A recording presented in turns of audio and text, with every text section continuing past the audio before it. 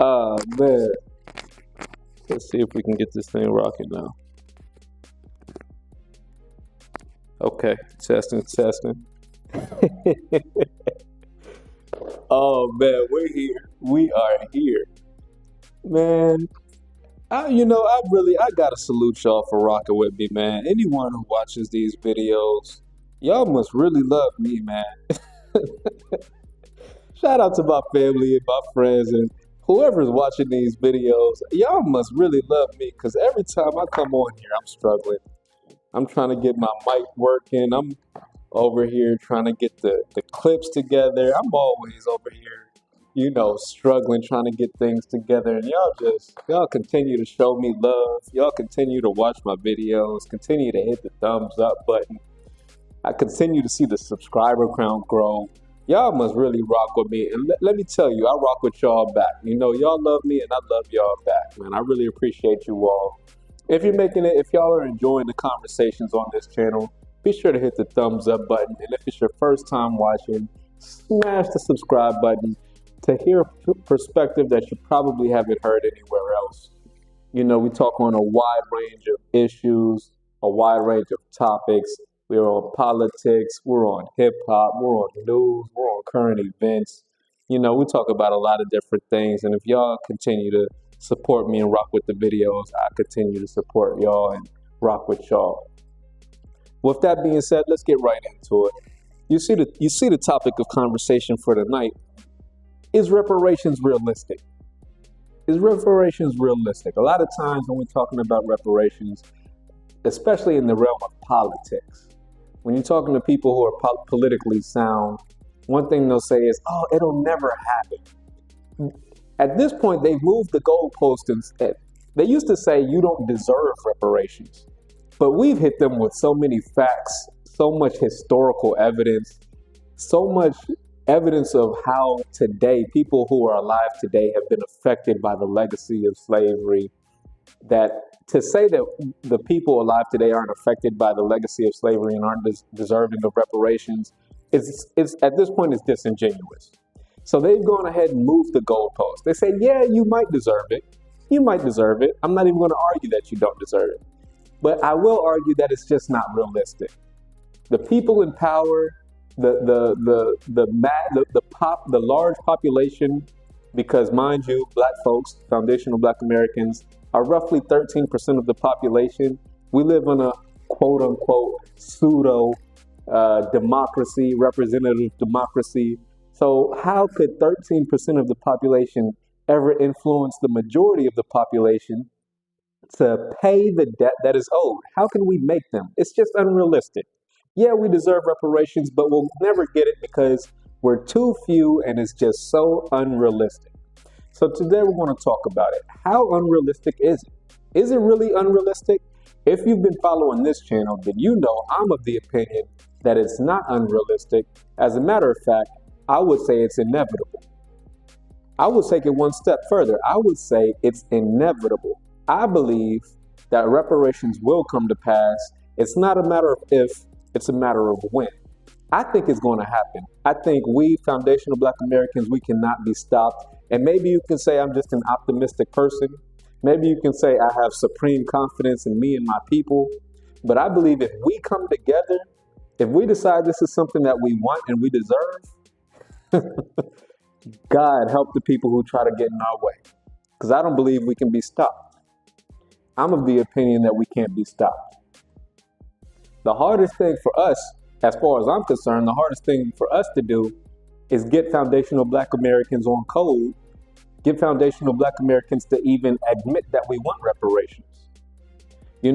I've been talking my stuff and I can only imagine my parents, they have my mom's side, they're more on the Republican side. My dad's side is more of the Democratic side. So I can only imagine when they come here to support me, check out my videos and stuff, they're probably thinking, this guy Lou, like, how did he get so far away from, because when I was growing up, my parents, they never talked about reparations. They were like, listen, we're just trying to be a good family, a good God-fearing family. We're trying to do right and take accountability and responsibility for ourselves. Reparations was never a topic of conversation. when I was growing up. But I think today times are changing. Times are changing. Reparations is a topic of conversation in every single election at this point. At every single election, reparations is a topic of conversation. Every single presidential candidate is being asked their stance on reparations. The population is shifting in America. Things are changing slowly but surely. And people in the grassroots, people like me who's out here just speaking to the ethos, speaking to the ether, hoping that somebody will hear. It's not just me out here. There's thousands, if not millions, hundreds, if not thousands, if not millions of people just like me who are foundational Black Americans who say, you know what? I'm willing to stick my face out here. I'm willing to stick my neck out, stick my chin out and say, yes, we support reparations. We deserve it. And we're going to withhold our vote until we get it. We're going to withhold our vote until we get it. And the more that idea spreads, the more inevitable reparations becomes. The more that idea, I'm going to say it one more time, the more that idea spreads, the more inevitable it becomes that we will accomplish our goal. We will receive reparations. Now, I'm going to play some clips as always. I found this clip and I posted it on my channel. It's presidential candidate RFK speaking on reparations. As I said just a few moments ago, every single presidential candidate from this point, going back to Marianne Williamson, every single president is going to be asked this question: what is your stance on reparations? Because we have drawn a line in the sand saying this is what a lot of Black folks are talking about right now. A lot of people's, Black folks' political agenda is based and centered around reparations. So I'm going to show y'all what RFK had to say about this topic. Let's check this out.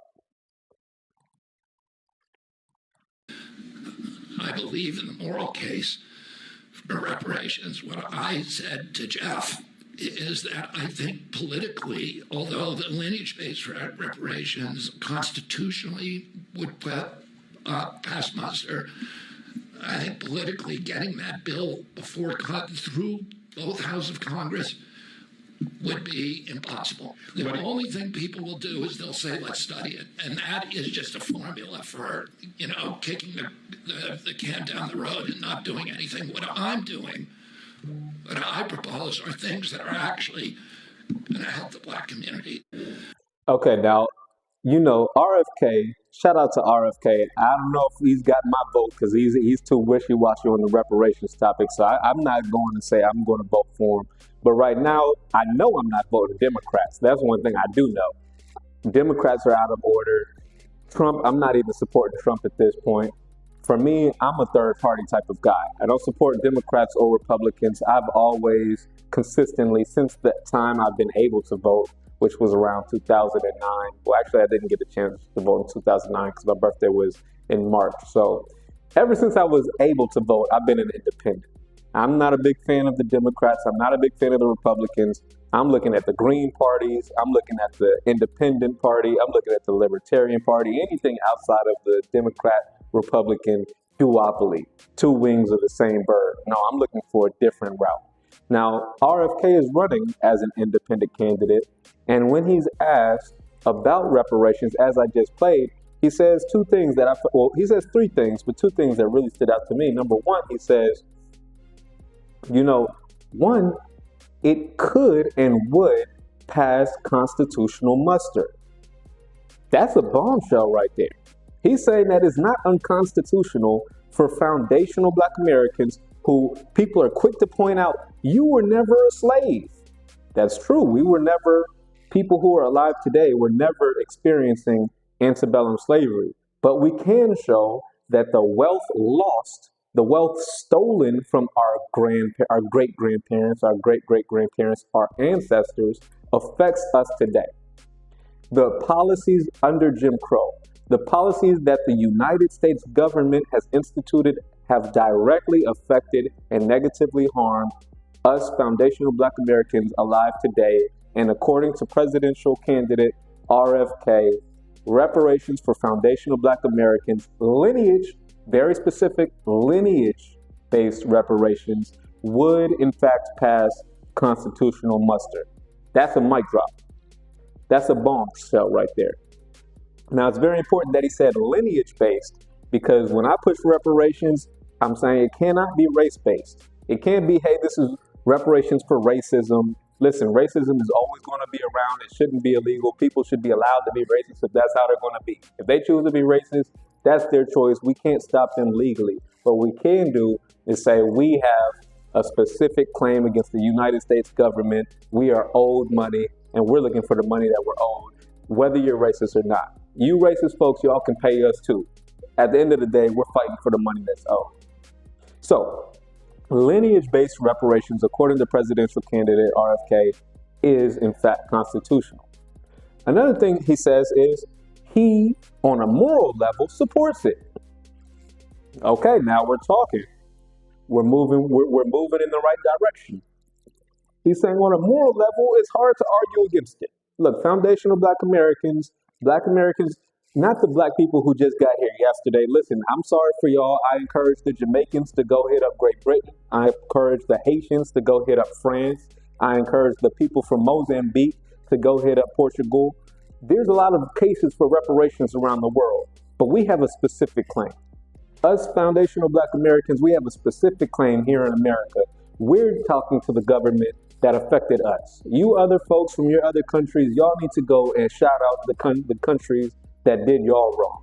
But us foundational Black Americans, we're talking to the government that did us wrong, and that's the United States government.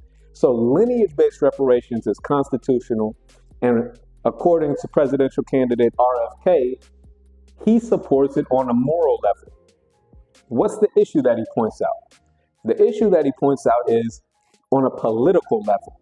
On a political level, it's just quote unquote unrealistic. We just don't have the votes. What they'll do is they'll say, we should study it. HR 40, we should study it. You know, you Black folks, you Black foundational Black Americans, you do deserve reparations. Let's study it. You know, maybe we can't promise it right now, but let's study it. That's what they're saying. It's a stalling tactic, and we're already hip to it. We already know that's a stalling tactic. We're not respecting HR 40s. We're not respecting the delay tactics of these legislators. No, we're saying cut the check. We're saying cut the check. I'm going to play another clip, but first, because RFK's voice is so raspy, I want y'all to hear what he had to say on this topic one more time. Then I'm going to switch it up and go to another topic, not another topic, but another clip, which will better address how we can make reparations more realistic. What we need to do in order to force our politicians to concede and deal with our demands more realistically and more honorably and more honestly. So first, just in case you didn't hear it, because mind you, he has a bit of a raspy voice, listen closely one more time to what presidential candidate RFK has to say about reparations. Check this out. I believe in the moral case for reparations. I believe in a moral case for reparations. Go ahead. What I said to Jeff is that I think politically, although the lineage-based reparations constitutionally would pass muster. Constitutionally, lineage-based reparations would pass muster. Go ahead. I think politically getting that bill through both houses of Congress would be impossible. The only thing people will do is But politically, getting the bill past both houses, House and Senate, both members of Congress, it would just be impossible. Let him finish out, and then I'm going to address it, and we're going to move on to another clip. We'll say, let's study it. And that is just a formula for, kicking the can down the road and not doing anything. What I'm doing, what I propose are things that are actually going to help the Black community. Okay, awesome. Okay, got it. So according to RFK, he's saying there's a moral case to be made. Check. Is it possible, meaning legally, could we get it passed? Check, we could. The only problem is, it's just We don't have the votes. It could not go through House and Senate. Well, let me tell you, a lot of people back in the 60s would have said integration is impossible. You don't have the votes. There's no way it's going to pass House and Senate. And a lot of people, they give credit to MLK for breaking down those barriers, but they don't really go into detail as to how MLK got the power to force Lyndon Johnson, an open and known racist, to pass the civil rights legislation, which Lyndon Johnson, he himself said he didn't support.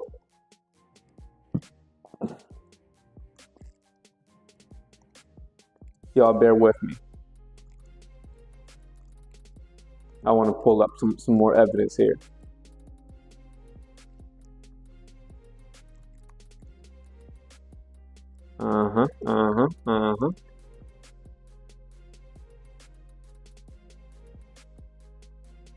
Okay.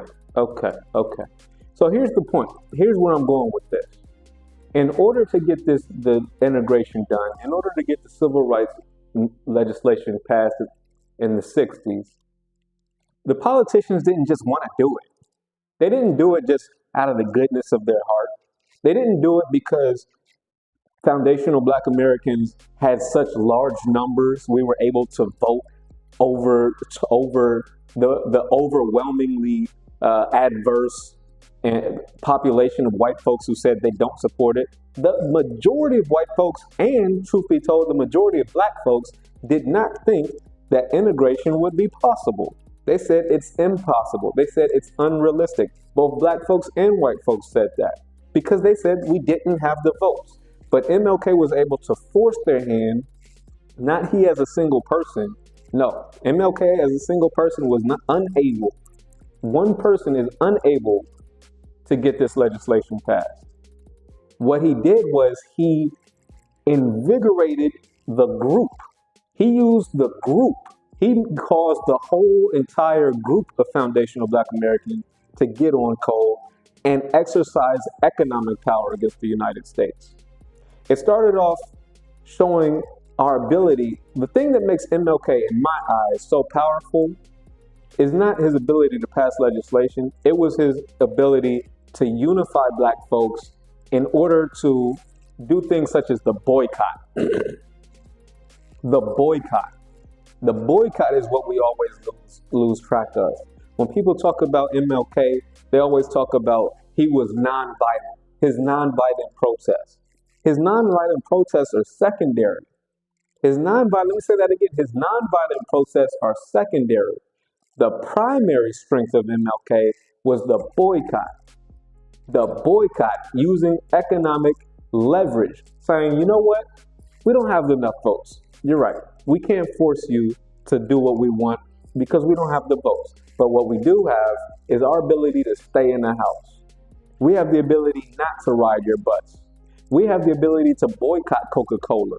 We have the ability not to spend our dollars in your grocery stores, on your buses, in your cabs. We have the ability to keep our money in our pockets. Now that is power. That is where the true power of the foundational Black Americans lies. Now let me share this clip to give those of you who don't know a little bit more history, a little bit more knowledge as far as the history of how MLK, not only MLK, but the Black community as a whole was able to exercise and flex their muscle in the 60s using the boycott. Y'all check this out.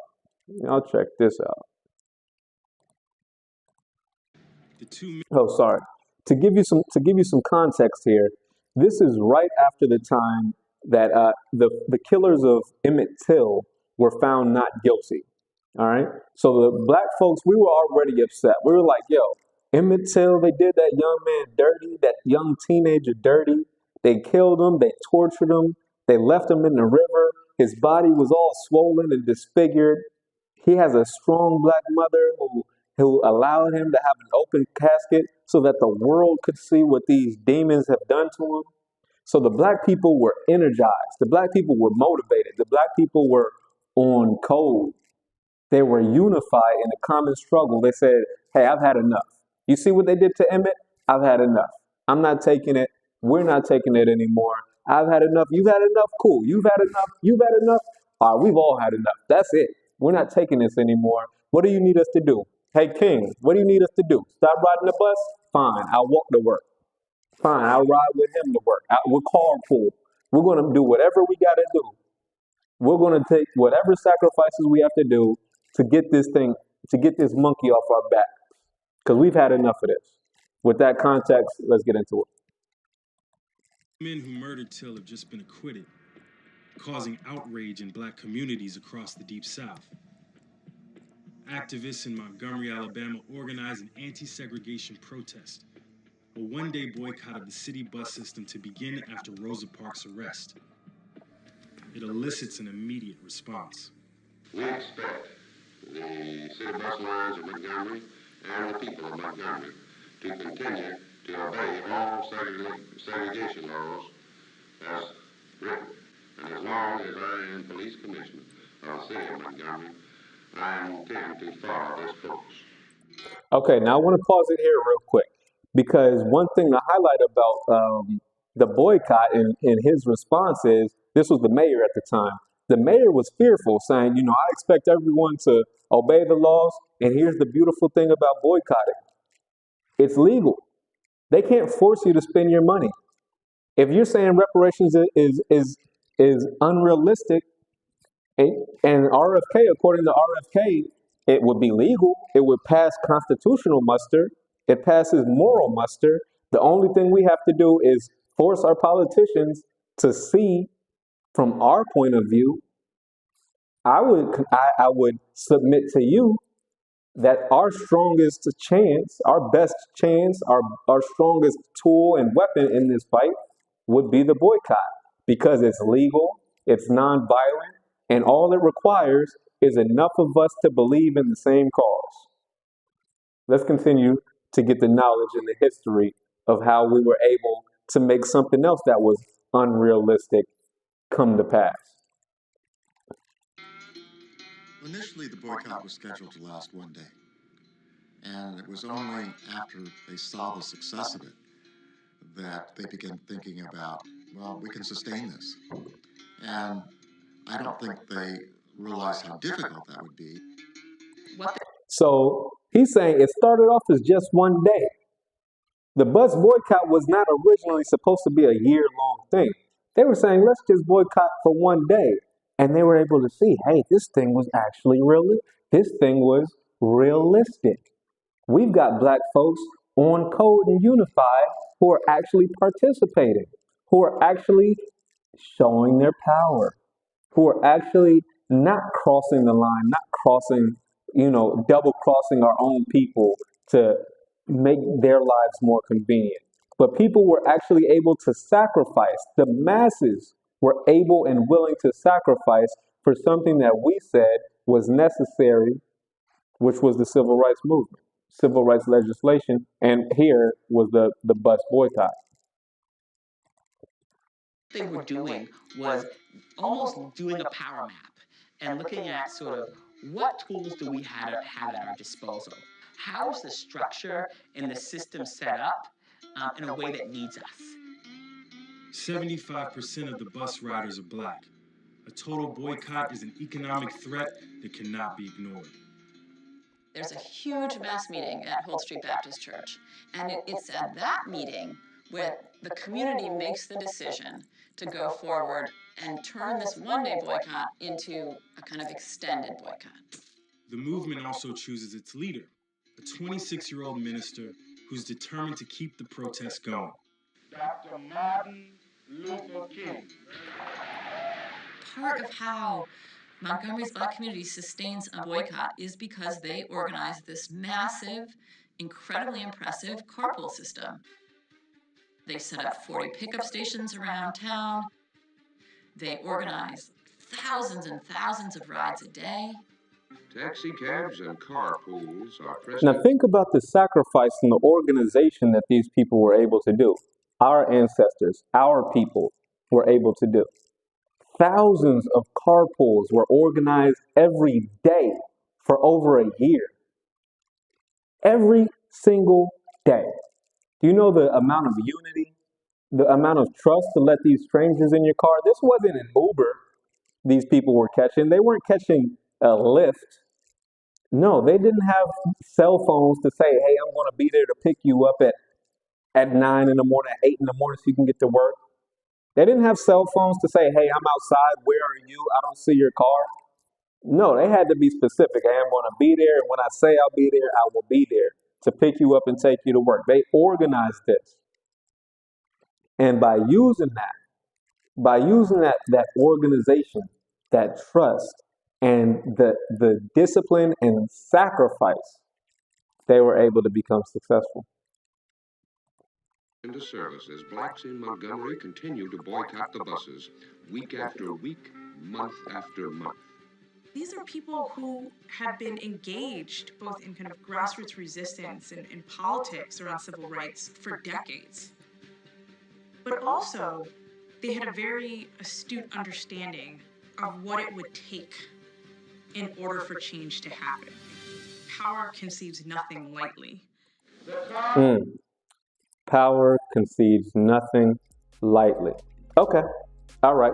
So why did I play that? What's the point of that? You might be thinking, well, a bus boycott, that's not really, they're boycotting a private company. That's not even a private company. They're boycotting the law, really. They're boycotting the segregation laws which were made evident via the buses. And they wanted to get it changed. And there was no confusion. There was no misunderstanding of how much sacrifice would be needed, how difficult it would be.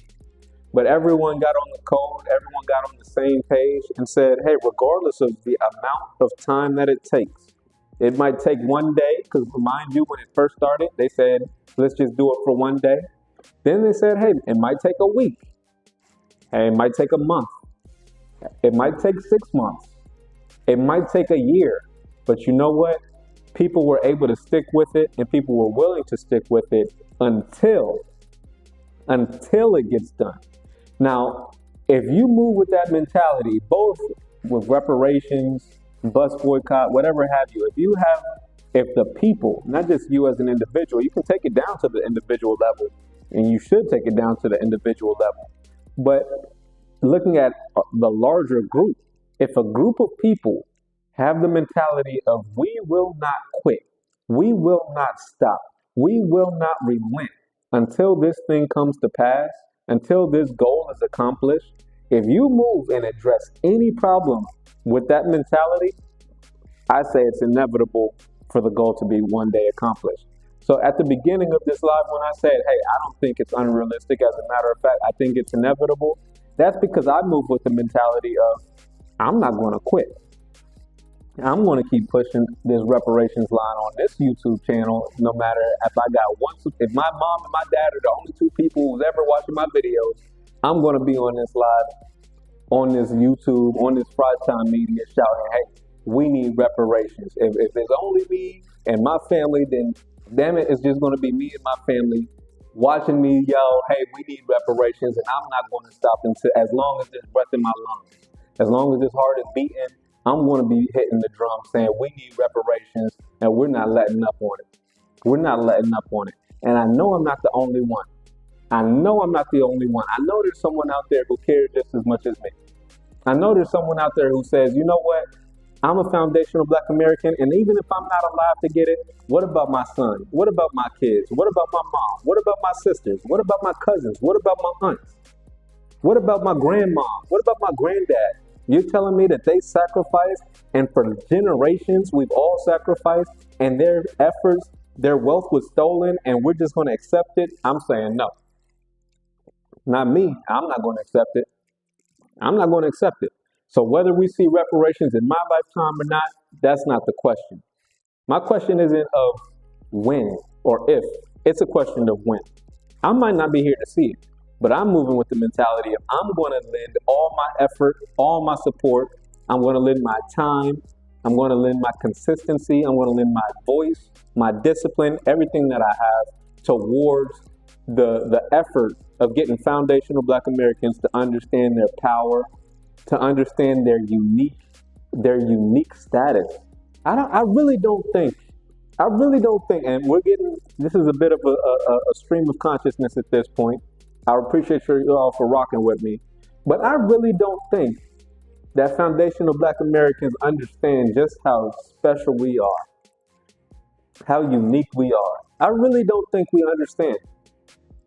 You know, the reason I'm a little bit different, and the reason that I really am so much more passionate about this thing, passionate about getting justice for foundational Black Americans, is because I've moved around the world. I've been to, and I'm not saying this like braggadociously. I'm not saying this to brag or say, oh, I'm so special. No, what I'm saying is I've seen these different cultures in person, not these different cultures in America. No, I've gone to their homeland. I've seen Chinese people in America and I've seen Chinese people in China. I've seen white Russian people in America and I've seen white Russian people in Russia. I've seen Africans in America and I've seen Africans in Africa. I've seen South Africans in America, South Africans in South Africa, specifically Ethiopians in America and Ethiopians in Ethiopia. I've been all around the world. I've seen these different people where their homelands are, and I see how influential we are. I see how hip hop isn't just, we create so much stuff and we just give it away. We just give it away.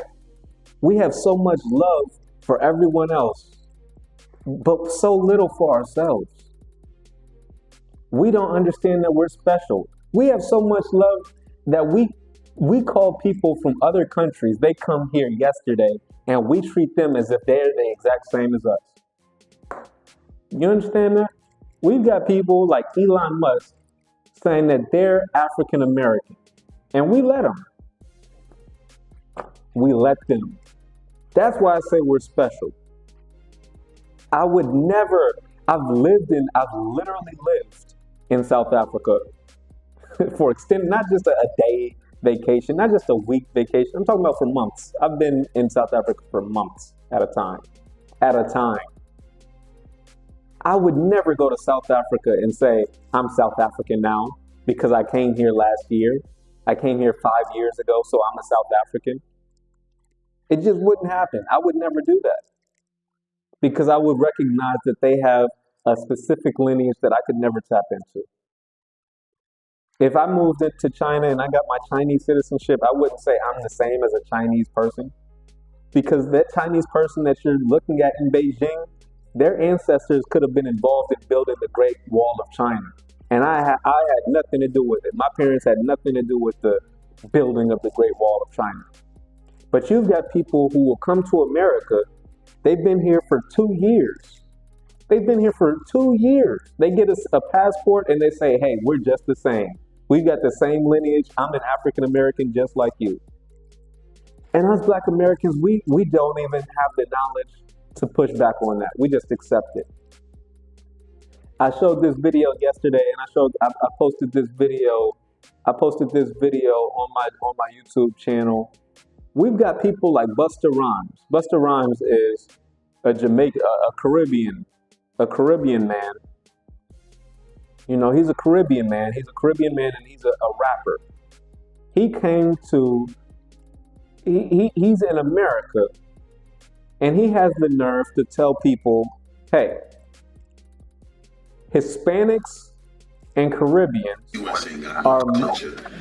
Hispanics and Caribbeans have more influence in America than the foundational Black Americans. Hispanics, U.S. Americans don't have a culture. He's participating in hip hop, which is a culture that foundational Black Americans built. We created it from scratch, from nothing. Turning nothing to something is God's work, and you'll get nothing without struggle and hard work. We created hip hop from nothing through struggle and hard work. Busta Rhymes, the son of 2 Caribbean immigrants, comes to America, participates in the genre that we created, and then tells us Americans have no culture. And Hispanics and Caribbeans are more influential in hip hop, the genre that we created, than we are. Don't believe me? Check it out. Their shit is all our shit. A bunch of our shit is what makes the U.S. whatever you want to call it. We still don't know what that culture is for the U.S., but it's a mix-up of all of our cultures in the urban community. You know, the Latino and the West Indian has the greatest influence, and we've always had, and we always will. What about us, bro? What? U.S. ain't got no. U.S. ain't got no culture. The disrespect. The disrespect. He comes to our country. Could you imagine? Could you imagine as a Black American, foundational Black American, me going to Jamaica and saying, oh yeah, Jamaicans don't got no culture. Americans are more influential in reggae than the Jamaicans are. What? Imagine me going to Africa, going to Nigeria, and telling the Nigerians, Africans ain't got no culture. Americans are more influential in Afrobeat than the Africans. What? The thought would never cross my mind to say some stuff like that. The thought would never cross my mind to go to Africa and tell the Africans they have no culture and Americans are more influential in Afrobeat than the Africans are. I would never say some stupid stuff like that. I would never go to Jamaica and tell the Jamaicans that Americans are more influential in reggae than the Jamaicans are. The thought just wouldn't cross my mind to say something that disrespectful. Black Americans, we hear stuff like that all the time, and we just turn the other cheek. We just eat it. That's breakfast. That's lunch. That's dinner. We eat this disrespect and we keep pushing. We take this disrespect from our own people, so-called Black people. Because for the longest, my parents included, they raised me, hey, we're all Black. African, Caribbean, Haitian, whatever have you. If you're Black, you're Black. It doesn't matter where you're from on earth. The Pan-African movement was in full effect. Hey, Mother Africa, we saluting Africa. We saluting, Black people from all over the world. We had no distinction. We had no distinction. Meanwhile, we've got people like this. Who have no problem openly disrespecting us in our own country. U.S. ain't got no culture. Their shit is all our shit. A bunch of our shit is what makes the U.S. whatever you want to call it. We still don't know what that culture is for the U.S., but it's a mix-up of all of our cultures in the urban community. You know, the Latino and the West Indian has the greatest influence, and we've always had, and we always will. So in the urban culture in America, the Hispanics and the West Indians have the most influence. And the 40 million foundational Black Americans in this country, we're just irrelevant, right? We're just chopped liver, right? We don't mean nothing, right? We're sitting here as foundational Black Americans pushing this Pan-African line, pushing this, if you're Black, no matter where you are on earth. If you're Black, we're brothers in the struggle. We're pushing this line, and meanwhile, they come over here and they disrespect us to our face. So now that I've actually done traveling for myself, see, most foundational Black Americans have never left America.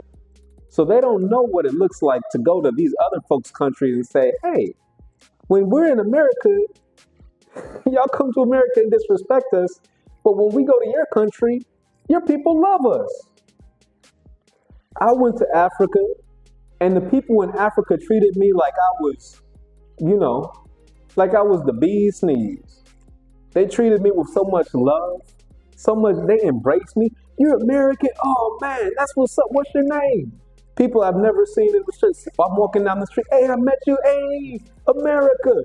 Shouting me out, man, showing love. And it's not just, because you're a tourist. I'm telling you, I was living in these countries.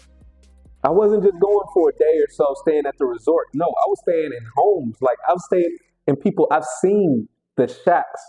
I've seen the mud. When people talk about Africa, I've seen the gutter in Africa. I went to Mozambique, which is one of the poorest countries in all of Africa. Mozambique is one of the poorest countries in the entire world. And those people showed me so much love.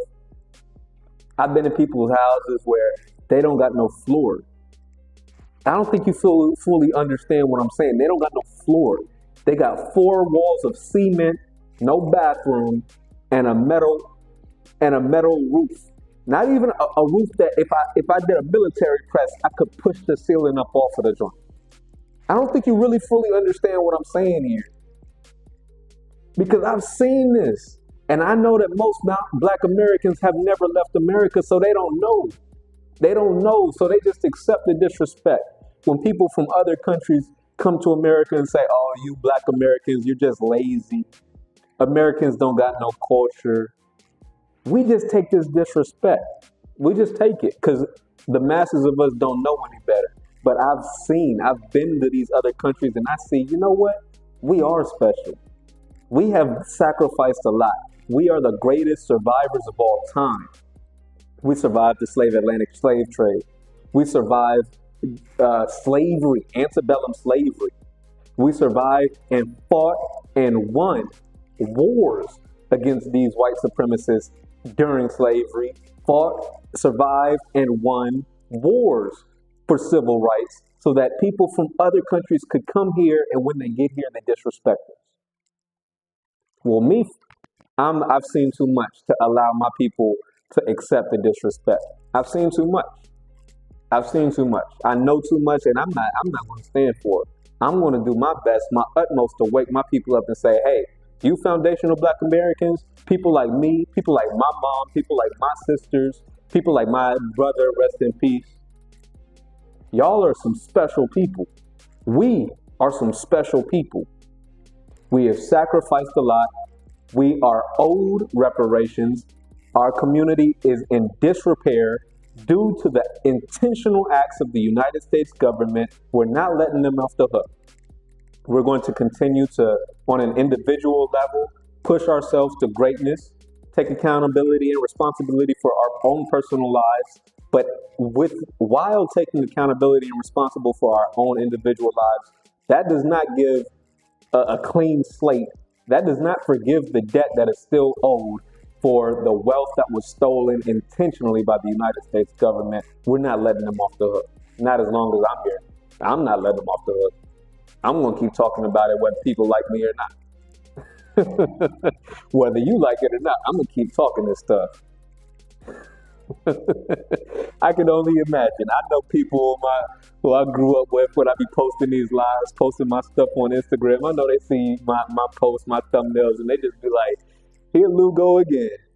This brother Lou just won't stop. He going to talk that mess whether you like it or not. And I'm like, you're damn skippy. You're damn skippy. Because I care about my people, and I know that they deserve more than what they've got. They deserve more. They're entitled to more, and they should not be shamed for saying, yes, we had wealth stolen from us. We have a debt that is currently owed, and we're not letting up until we get it. So the whole purpose of this live, once again, was to emphasize the need for reparations and to address the question of whether or not it's realistic. And I am of the opinion that not only is it realistic, it's inevitable. The only thing standing in our way is us. The sooner us foundational Black Americans come to an agreement and start saying it with our whole chest, openly and proudly, yes, we are a unique and exceptional people, and yes, we are owed, and no, we are not forgiving this debt that is owed. As soon as we come together, as soon as we unify and understand that this is something that affects all of us as a collective, as soon as we get that together, it's over for y'all. It's over for the haters. It's like Kanye said, nah, wait till I get my money right. Whoa. You feel me? Yeah. Wait till I get my money right. You might think, oh, this guy is tripping. All right. Place your bets. Place your bets and wait on it. Listen, if you made it this far in the video, I salute you, man. I appreciate y'all rocking with me. Do me a favor and hit the thumbs up button. If this is your first time watching, do me a favor and smash the subscribe button for content just like this. It's not all about reparations. I talk about a wide range of topics, whether it be news, current events, hip hop. You know, I'm all over the place. Health and wellness. I got to drop some more content on the health and wellness, emergency preparedness. You know, I'm hitting y'all with all different types of conversations and topics. So come on back for a wide range of topics and a perspective you probably haven't heard before. I appreciate y'all rocking with me. I really do. And I'll see you on the next one. Peace.